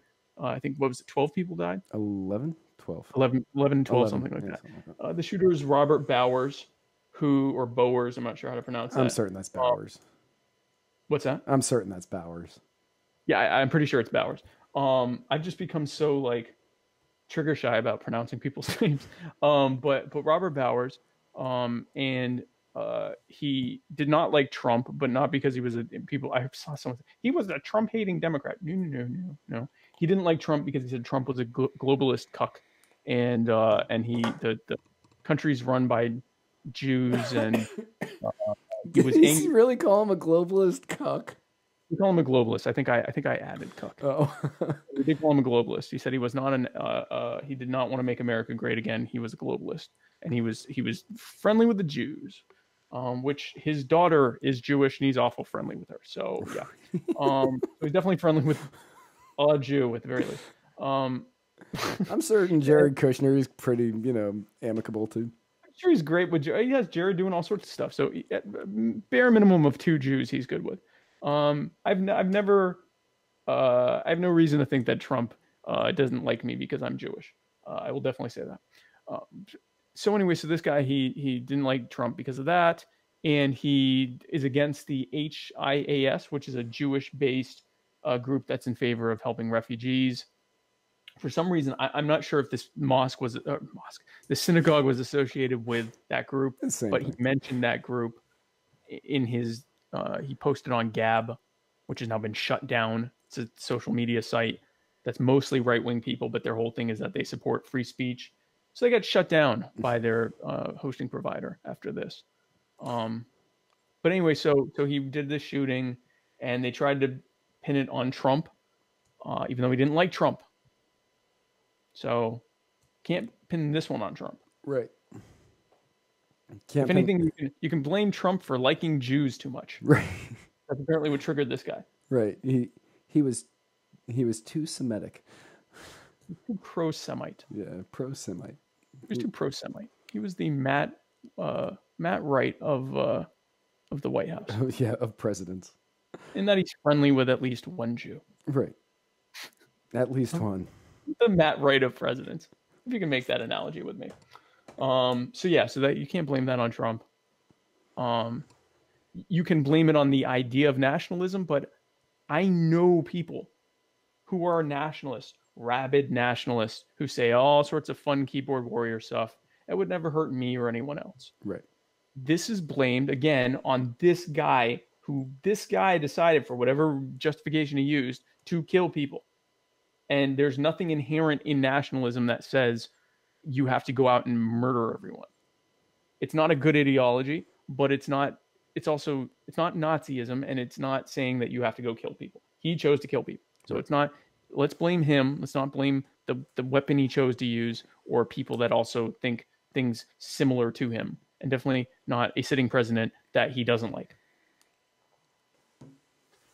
So there. Speaking of people who are coming into the country that we don't want. Caravan. We didn't touch on the caravan. Oh, the caravan. Yeah. The caravan. Well, we briefly mentioned it. So yeah, the caravan, I think it's what, 4,000, 5,000? Man, the number I see, it changes all the time. It's like, it's 4,000, it's 8,000, it's 14,000, it's 4,000. Okay, I don't know. Yeah, I think there have been some Mexicans and Guatemalans that have joined it along the way, but the caravan is now somewhere in Mexico. I'm not sure where. They were offered asylum in Mexico where they'd get to stay and receive some benefits, and they said, no, we're going to America. And they are, I'm not sure where they are. But then I read an article. I actually didn't read the article. I just saw the headlines that now they want transportation. They want us to provide transportation? I'm not sure who they want to provide. I don't know if they're just asking for people to donate gas money or what. I just saw that they are asking for transportation. So I'll tell you what. The chutzpah, if you will. The chutzpah. Of if they are asking either the Mexican or U.S. governments for transportation or money for transportation, that I'd have to give them one of these for that, because that is awful ballsy. That is exceptionally testicular. So it's when you consider that Trump has just sent, I think, 5,200 military personnel to help with border security duties. They're not combat troops they're not at the border, with turrets waiting to shoot everyone down, but they're there they're National Guards to help with overall border enforcement, engineers, and presumably to free up more border agents to do the actual physical stuff. Right. But supposedly he's going to be sending more too. So to then say, hey, can you bring us some Jeeps or Humvees to help us come. I don't think that's what they're asking. I wish I had read it before this, but yeah, they look, I'm an anarchist, so if they want to come here, I don't really care. If they can find property where they're welcome, that's fine. If there are people that want to hire them, host them, house them, I don't particularly care. That's me. I don't want to pay for you to live here. But I don't want to pay for anyone to live here. Like I'm just as strongly like if my neighbor has a kid, that's a cute kid. I'm not paying for him. Right. So it's I'm the same way. Probably not that cute anyway. What's that? It's probably not that cute of a kid anyway. It's ugly as hell. I don't want to pay for him. Show me a cute kid and then we'll talk. But I don't bring an ugly kid around here and ask for wick. God. People watch this. Anyway, so I don't know, but if you're already asking for, presuming that they're asking a government to provide them with transportation, it's not looking good in terms of your prospects of what, but it may be that they're asking for donations. Right. Jacob wrote, supposedly Soros is funding transport. I have no idea. I have no clue. I follow this only tangentially, because I don't really care if they get here or not. I'm not like that worried about it. Yeah. And I think it's an overblown thing. When you think of how many people cross the border illegally every day, I don't know that 3,000 is enough to even make a dent in that number for that day. No. No. I can't imagine that it is. Hang on, I'm gonna look that up real quick. Yeah. Everybody's been saying that this is a huge. Okay, everybody's saying this is a huge political thing, which it is, and it's politically a huge thing. Yeah. Politically, it's a huge thing, and it's going to alter the midterms immensely. I don't think it's going to work out well for the Democrats personally, but that's just me. I don't think it is. I think a lot of people that are still saying they're going to vote Democrat are wincing right now and thinking, I'm scared of these Hondurans, and they're going to vote Republican. I think that's going to happen. Right. If it turns out, if the polls end up turning out to be very, very, very wrong, it will be because of this caravan. Yeah. Look at that. Washington Post. Migrant caravan demands transport as second group enters Mexico. So I'm going to actually steal from the former co-host Mohammed Shaker, who said all of these people are moving through all of these very friendly socialist nations to try to get to a capitalist one, a semi-capitalist one. Right. And probably one of the closer to pure capitalism in the world, but still not. It has one of the freer markets definitely in the Americas. While taking American flags, and spray painting swastikas on them and calling the leader a Nazi. And this is the land they're trying to get to. Why? Are they doing that? Yeah.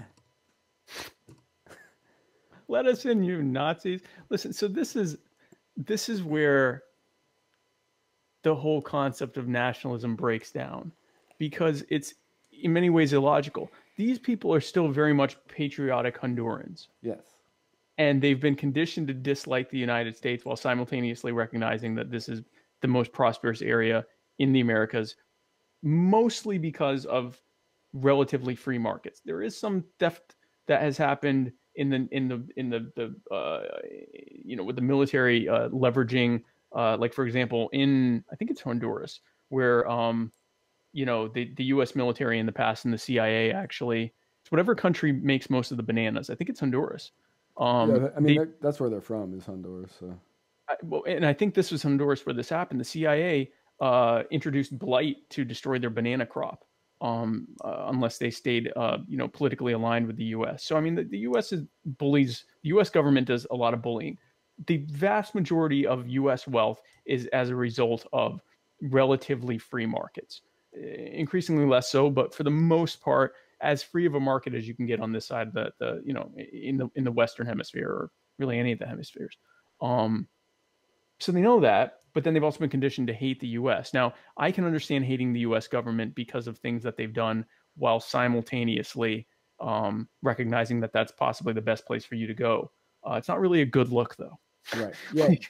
You don't want to come into a place Like, if I'm getting ready to walk into a restaurant, let's say I'm going to Ruby Tuesdays. Right. I'm not going to sit outside and burn the menu and be like, I hate Ruby Tuesdays. The all you can eat salad bar. Screw you. Screw you, salad bar. Right. Just screw it all. And then try to go in. They wouldn't and then let go me. in and say, I'll have the burger, please. Right. Yeah, it's not, at the very least, it's garbage optics, because the vast majority of Americans, they like the flag. They like the things around the U.S. They don't associate those things with the government, which I think we tend to associate other countries' flags with their government, and we associate our own flag with us. It's a personalization of our icons and a depersonalization of theirs. Unless you're into soccer, then you associate it with their soccer team. But so I think, I don't know what they're doing. I would presume that they are saying that they're against actions of the U.S. government. But you're not. Yes, Jacob said, "Make Ruby Tuesday great again." Absolutely. People are coming into Ruby Tuesday. They're bringing disease. They're bringing bad tips. They're bringing. Oh, that ain't changing at Ruby Tuesday. What's that? That's not changing at Ruby Tuesday. I'm a Ruby Tuesday alumni. I'm a Ruby Tuesday alumnus. Like I know what's going to happen to the people who work there. So it's not a good look. I can tell you, I'm an anarchist, but if I'm going to someone's country, if I'm going to another country, I'm not burning their flag, right, or any of that stuff. Really, I'm gonna be pretty polite trying to get in. So, well, but yes, politically, I think politically this is way bigger than what it actually is. 3,000 people is a drop in the bucket compared to the amount of migration that happens to and from the U.S. on a daily basis. Politically, this is big. And I think it energizes maybe a fifth of voters to vote Democrat, and it energizes 70%. So many Republicans. So many Republicans, and it gets a lot of people in the middle who aren't really sure what they think politically. They're looking and they're going, these people are invading, they're burning our flags. I didn't even know all that. I haven't been following it that closely. Yeah, I don't know if they were burning, like, I think they were burning the flag. I know I saw pictures of them spray painting swastikas onto them and, like, waving them. And it's just like, why would you want to go somewhere where you think they are literal Nazis? This would be like if the left right now was like, literal Nazi Jair Bolsonaro got elected in Brazil. Let's all go there. Let's get there. So I don't know what to tell you. Right. I think that again, I don't care if they come here or not, but I do think that they are politically asking for a situation that results in them not being allowed to come here. Right. So they being that it's more politics than it is anything else, because I don't think many of them will be able to get in. I think most of them will probably stay in Mexico. A bunch of them are going to try to get in with 5,200 troops going to the border. Like, I don't really know. Are they going to use deadly force to keep them out? Like, I'm really. Most of those troops are support people. They're engineers. They're military police. They'll be involved. But when people think troops going to the border, they're thinking like, they're setting up, firing lines or whatever, and they're going to mow down anyone coming across. First of all, that's not really how the border is. Most of the border, you wouldn't even be able to tell which part is the U.S. and which part is Mexico. And it's through those areas that the vast majority of just people that are crossing illegally. There's two types of people crossing illegally. One do it that way. They just walk through the wilderness. And it's hard to catch them because it's hundreds and hundreds of miles of just desert. Even if there were a fence or a wall there, they could get over that, and it's impossible to man that long of a territory without putting 100,000 people out there. Right. The other way they do it is they come in, through box trucks and, fake passports and, coyotes sneaking them in the undersides of Sprinter vans and whatever. So, I mean, a lot of people don't have a concept of how many people are coming in legally and illegally. 3,000 melds into that like it's almost not even there. So additional troops, does it make it harder overall? Yeah. Are they going to be able to report more detainments? Absolutely, because there's more people there to do stuff. I think whether or not these 3,000 or 5,000 or whatever are able to get in or not, I think it's going to be a mixed bag whether they're able to get in or not. And I think that it will be largely irrespective of any additional actions taken. This is all optics, all the way around. All of this is optics for political purposes, and I think it'll help the Republicans. Yeah, I do too. I think that the Republicans are going to pay off. So what I was going to say is that here in Florida, at this point, as of yesterday, okay, in early voting, the Republicans were up by 65,000 votes in early voting. Is that common? Like, no. How does that normally play out? In 2016, at this point, the Democrats were up by 100,000. Oh. Yeah, and it's like that everywhere.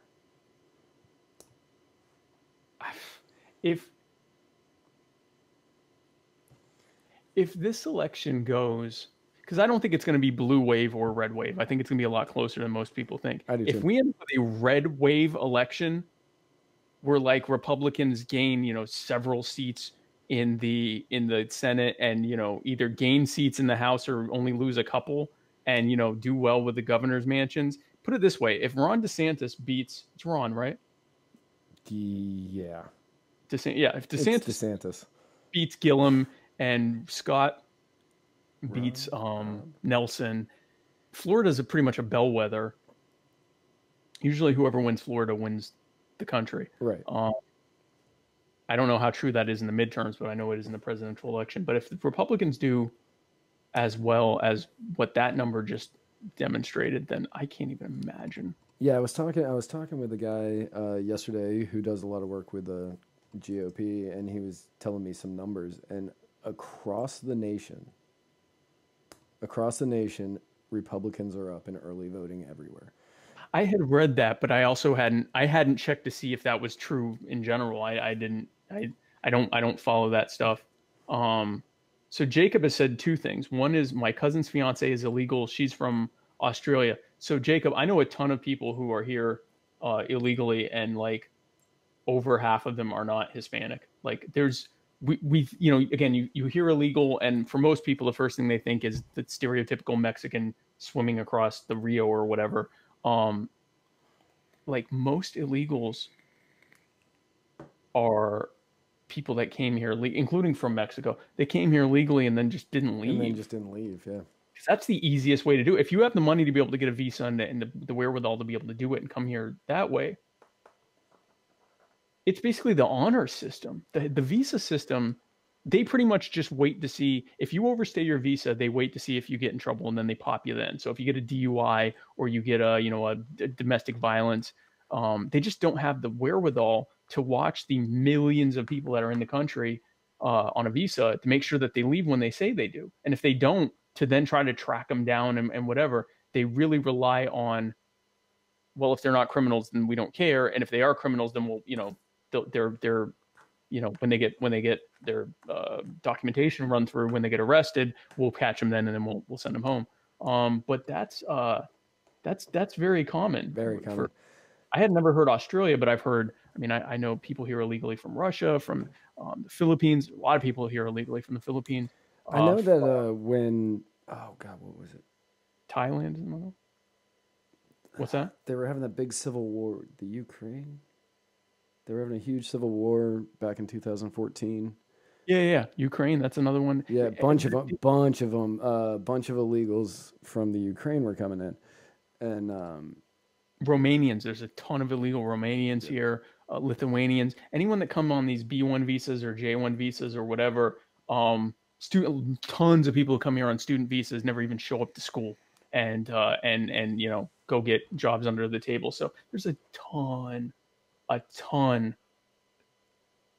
illegals that are here, and they are, you wouldn't even know, some of them you wouldn't even know they're immigrants. Depending on how good their English is, maybe you think they're immigrants, but you wouldn't, assume that they would be citizens or something. Like, you would at least think that they were green carded. At the very least, you would think that. Yeah. And then Jacob also said, Minnesota is going red for once. Trust me. Jacob, if Minnesota goes red in this midterm, then that means a lot of other places are going red too. And I can't even I almost fear for if it goes that decidedly for Republicans, it will arguably be a harder pill to swallow for the left, especially the hardcore anti-Trump left. I guess that's sort of redundant. The left, that'll be hard as opposed to the pro-Trump left. The left, because this will mean not only are they wrong and the voters disagree with them, it will also mean that Donald Trump has been president for 2 years, not just a candidate, has been president for 2 years, and the majority of voters said, yeah, okay. And that will be, put it this way, it'll be fertile ground for my anarchist propaganda, because you're going to have a lot of people that are not going to give a crap about America anymore, or at least not the American government. So I think that'll be quite a recruitment tool for Antifa, put it that way. Right. So last week, got to go back to last week's page. So last week, we were taking bets on the election. We both said that Republicans keep the Senate. You said that they're going to gain 2 seats. I think I said 2 seats. I'm still sticking with that. I'd say around 2 seats. Yeah. Right. And then I said that the Democrats will pick up less than 18 seats in the House, and you said the Democrats will gain the House. Yeah, but like, just so I think it's 23 they have to gain to get the House. I think they're going to get like 25. Like, I think it's going to be really close. Or they could just as soon get 18. I think it'll be in that high teens, low 20s range. Right. And whether it's just enough to win or not, I think it'll be close. I think I'm still sticking with my 18, and I still think that the Republicans keep the Senate. And I think that they're going to I think that they're going to pick up a seat or 2 in the Senate. Yeah. This is a very good year for Republicans in terms of the seats that are being defended on their side versus on the Democratic side. So even in a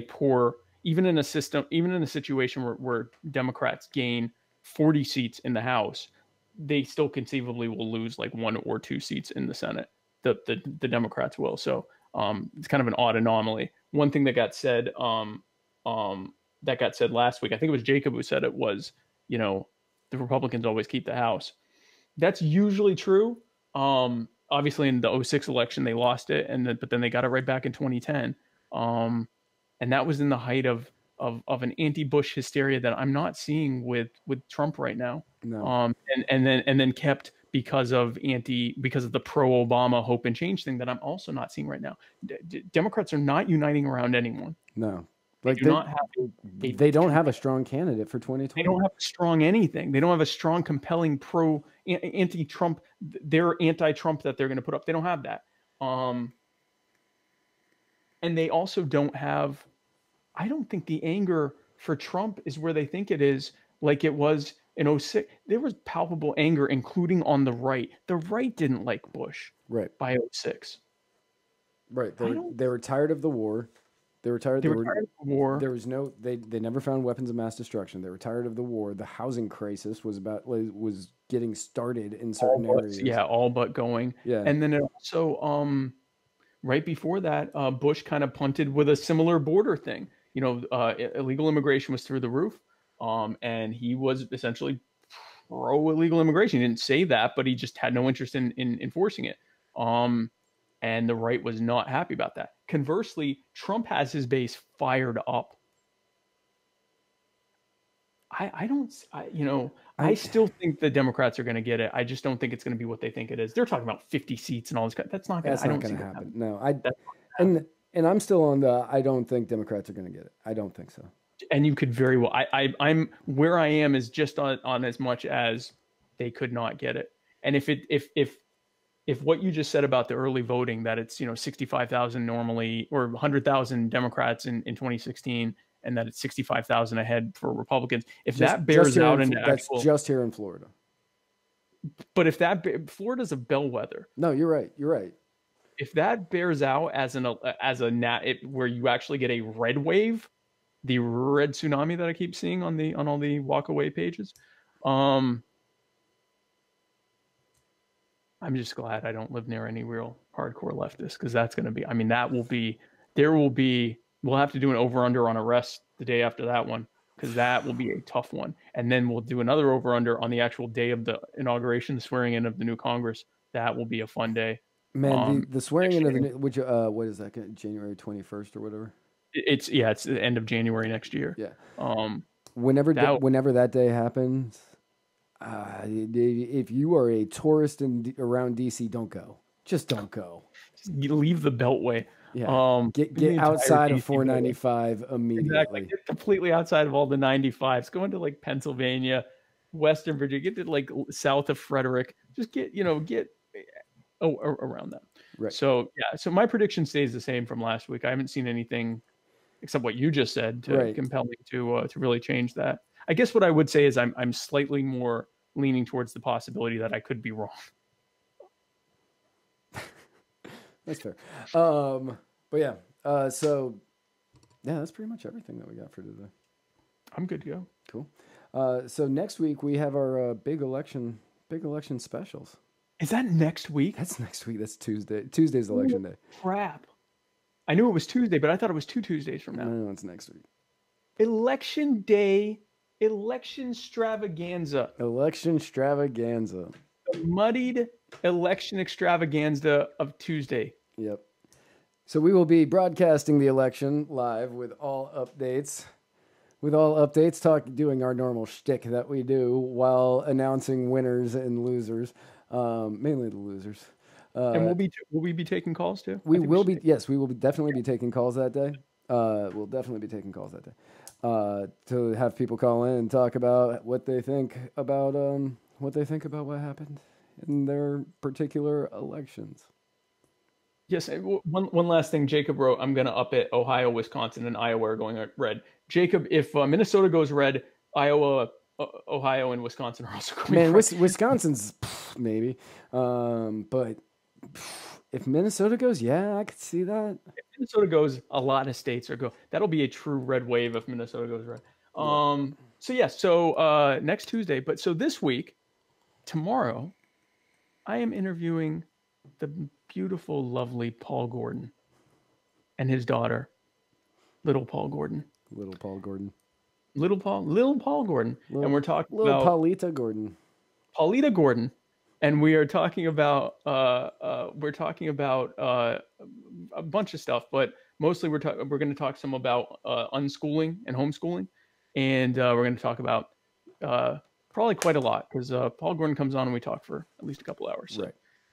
Unlike this show, which is very brief, and filled with the brevity here at the Muddied Waters of Freedom. Muddied Waters of Brevity, and then on Thursday is the writer's block. Right, still TBD on what's going to happen. I'm probably just going to do an AMA.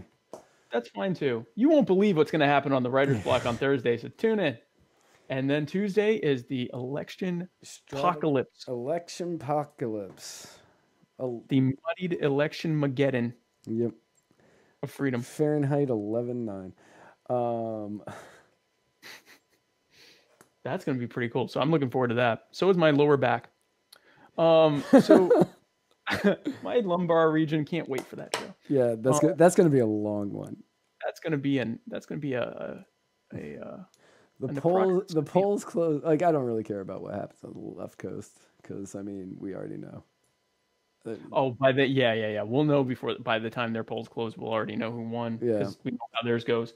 So guys, thank you for tuning in. We'll see you on my show tomorrow. We'll see you on Matt's show on Thursday, and then we'll see you again here for the election election apocalypse, election extravaganza. Election apocalypse extravaganza again. Right here at Muddy Waters of Freedom. So thank you again for tuning in. And where we're going, we don't need roads. Take my hands, it'll be okay. Close your eyes and let them fade away. We can get away from this place. You and me, we got that. Good Lord, how dumb was I? Got more to learn and I know it all, can never know it all. I keep on learning that to live encouragement, it takes encouragement. Got a plan, a seed of confidence, and then you nourish it. No matter what it takes, let it take all it needs. I will never hit the brakes, cause I got you with living. When it comes to limitations, I don't listen. All mash like Griffin. Yeah. Take my hands, it'll be okay. Close your eyes and let them fade away. We can get away from this place. You and me, we got that runaway fate. Take my hands, it'll be okay. Close your eyes and let them fade away. We can get away from this place. You and me, we got that runaway fate.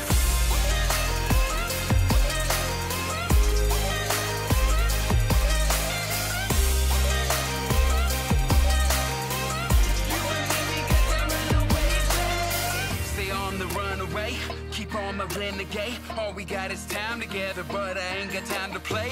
Let haters come my way, say what they gonna say. Treat them like my fears and keep on staring them back in the face. Keep living like this